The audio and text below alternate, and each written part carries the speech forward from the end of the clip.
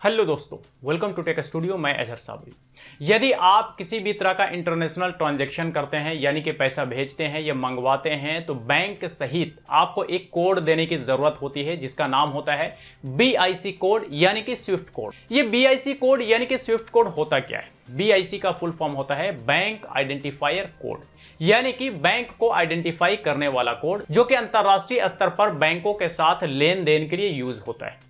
यदि आप एक यूट्यूबर हैं या फिर ब्लॉगर हैं, तो आपने एडसेंस के पेमेंट वाले सेक्शन में बैंक डिटेल डालने के समय भी स्विफ्ट कोड यानी कि BIC कोड दिया ही होगा।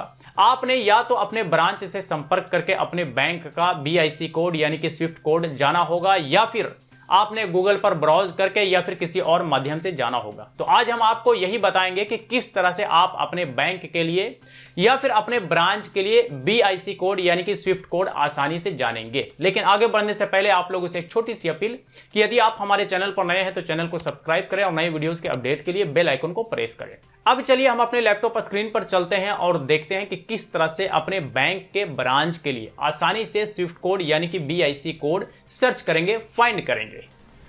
जी हाँ दोस्तों, मैं आ गया हूँ अपने लैपटॉप स्क्रीन पर और आप यहाँ से जो है, यदि आपके पास पहले से ही किसी बैंक का स्विफ्ट कोड है तो यहाँ से आप चेक कर सकते हैं कि स्विफ्ट कोड सही है कि नहीं। और यदि आपको नहीं पता आपके ब्रांच का या आपके बैंक का स्विफ्ट कोड, तो आप यहाँ से फाइंड अ स्विफ्ट कोड के नीचे जाकर के स्विफ्ट कोड सर्च कर सकते हैं, फाइंड कर सकते हैं। ये कैसे करेंगे हम आपको आगे बताएंगे, लेकिन इससे पहले हम आपको ये बता दें कि स्विफ्ट कोड यानी कि BIC कोड होता क्या है। तो BIC का फुल फॉर्म होता है बैंक आइडेंटिफायर कोड, और स्विफ्ट कोड यानी कि BIC कोड जो होता है वो कॉम्बिनेशन होता है बैंक कोड का प्लस कंट्री कोड का प्लस लोकेशन कोड का प्लस ब्रांच कोड का, जैसे कि आप देख सकते हैं यहाँ पर एग्जाम्पल के तौर पर दिया हुआ है। तो इन सबको मिला करके जो है स्विफ्ट कोड बनता है। ठीक है, अब चलिए हम देखते हैं कि किस तरह से स्विफ्ट कोड फाइंड करेंगे। तो सबसे पहले हम यहाँ पर सिलेक्ट कंट्री पर क्लिक करेंगे और अपना कंट्री यहाँ पर या तो स्क्रॉल करके सर्च कर लेंगे या फिर यहाँ पर हम सीधे टाइप कर लेंगे। तो हमने टाइप कर लिया इंडिया। इंडिया के लिए हमने सर्च करना है। देन हम सिलेक्ट बैंक, बैंक पर क्लिक करके अपने बैंक का नेम यहाँ पर डालेंगे। तो मान लीजिए पंजाब नेशनल बैंक का हमें चेक करना है, तो ये पंजाब नेशनल बैंक आ गया।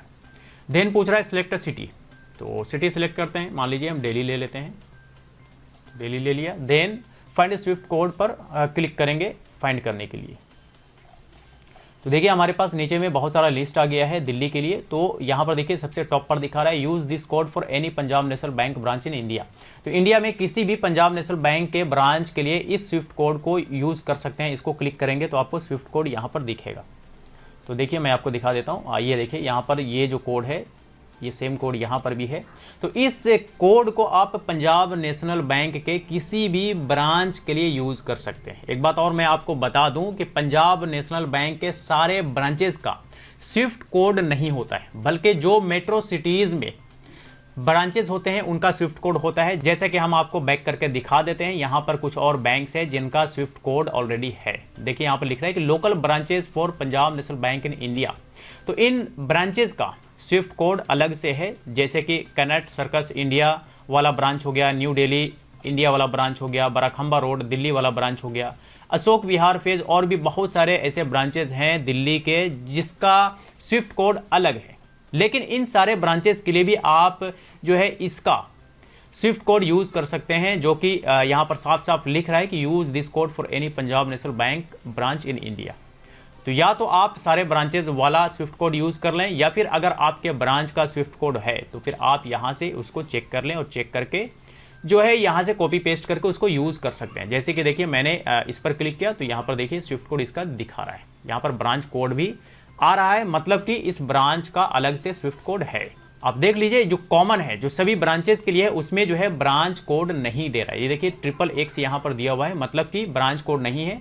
ये हेडक्वार्टर का यानी कि मेन ब्रांच का स्विफ्ट कोड है। तो आप इसको भी यूज कर सकते हैं पंजाब नेशनल बैंक के स्विफ्ट कोड के तौर पे। हम एक और बैंक का आपको सर्च करके दिखाते हैं यहाँ से। तो सबसे पहले जो है हम कंट्री सिलेक्ट कर लेंगे इंडिया। अगर आप किसी दूसरे कंट्री से हैं तो आप उस कंट्री को सिलेक्ट करने के बाद जो है अपना बैंक सिलेक्ट करें। तो यहाँ पर हम बैंक नेम टाइप कर लेंगे, तो मान लेते हैं कोटक,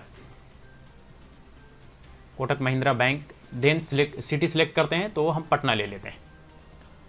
देन हम फाइंड स्विफ्ट कोड पर क्लिक करेंगे, नीचे स्क्रॉल करेंगे तो देखिए यहाँ पर use this code for any Kotak Mahindra bank limited branch in India, इस पर क्लिक करके जो है कोटक महिंद्रा के किसी भी ब्रांच के लिए आप इस स्विफ्ट कोड को यूज कर सकते हैं। किसी तरह की कोई प्रॉब्लम नहीं होगी किसी भी ब्रांच के लिए इंडिया में। लेकिन local branches for Kotak Mahindra bank जो पटना में है उसके लिए कोई भी अलग से कोड नहीं है, कोई भी ब्रांच या किसी भी ब्रांच का अलग से स्विफ्ट कोड नहीं है पटना लोकेशन के लिए। तो फिर पटना में अगर कोटक महिंद्रा का कोई सा भी ब्रांच है या बिहार में कोई सा भी ब्रांच हो, कोई ग्रामीण क्षेत्र में भी हो, तो आप उसके लिए इस वाले स्विफ्ट कोड को यूज कर सकते हैं, ये उसके लिए काम कर जाएगा। तो इसी तरह से आप सारे बैंक्स का यहाँ से स्विफ्ट कोड सर्च कर सकते हैं आसानी से। अगर उस लोकेशन पर किसी अन्य ब्रांच का अलग से स्विफ्ट कोड होगा तो यहाँ पर दिखा देगा, जैसे कि आपने शुरू में देखा था दिल्ली के केस में बहुत सारे ब्रांचेस का अलग से स्विफ्ट कोड दिखा रहा था।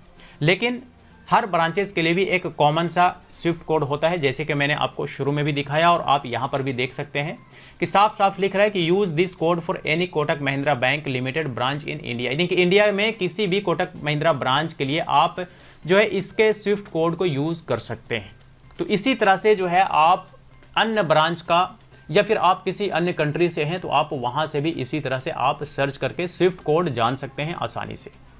इसके अलावा दूसरा ऑप्शन ये भी है कि आप जो है गूगल में जाएं और यहाँ पे सर्च करें अपने बैंक का नेम, जैसे कि SBI swift code, then enter press कीजिए। तो देखिए SBI का जो मेन ब्रांच का स्विफ्ट कोड होता है वो यहाँ पर आपको दिखा देगा। जैसे मान लीजिए कोटक बैंक का ही हम सर्च कर लेते हैं, कोटक बैंक का स्विफ्ट कोड। देखिए यहाँ पर कोटक बैंक का जो मेन ब्रांच का स्विफ्ट कोड है जिसको हम सभी ब्रांचेस के लिए यूज कर सकते हैं वो यहाँ पर दिखा रहा है। मान लीजिए HDFC का एक बार हम सर्च कर लेते हैं, HDFC बैंक स्विफ्ट कोड। तो ये देखिए यहाँ पर HDFC का जो है स्विफ्ट कोड दिखा रहा है और आप इस स्विफ्ट कोड को HDFC के किसी भी ब्रांच के लिए यूज कर सकते हैं, भले ही वो ब्रांच किसी ग्रामीण क्षेत्र में हो या फिर मेट्रो सिटी में हो। और यदि किसी ब्रांच का अलग से स्विफ्ट कोड है तो फिर उसकी बात ही अलग है, आप उस स्विफ्ट कोड को यूज कर लें। तो इस तरह से भी आप गूगल में ब्राउज करके अपने बैंक का स्विफ्ट कोड आसानी से जान सकते हैं। जी हाँ दोस्तों, ये आपने दो तरीके देखे। इन दोनों तरीकों का इस्तेमाल करके आप अपने बैंक के लिए या फिर अपने ब्रांच के लिए BIC कोड यानी कि स्विफ्ट कोड आसानी से जान सकते हैं। इसके लिए आपको अपने बैंक के ब्रांच में विजिट करने की जरूरत भी नहीं। तो आई होप कि आपके लिए ये वीडियो ज्यादा यूजफुल रहा होगा। इसी तरह के वीडियोज के लिए टेक स्टूडियो के साथ बने रहें। फिर मुलाकात होती है किसी नए टॉपिक के साथ, तब तक के लिए इजाजत दीजिए, बाय बाय।